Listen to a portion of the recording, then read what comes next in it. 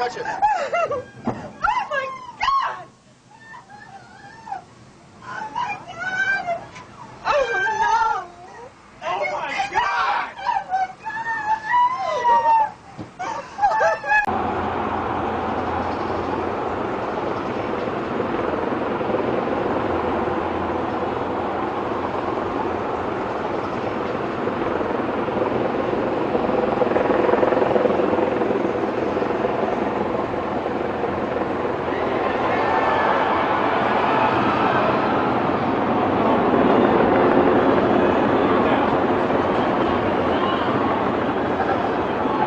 PR mistake for him. He came out quickly and condemned the attacks. He does not want to be associated with it. He knows the U.S. is probably going to strike back at whoever they suspect being involved.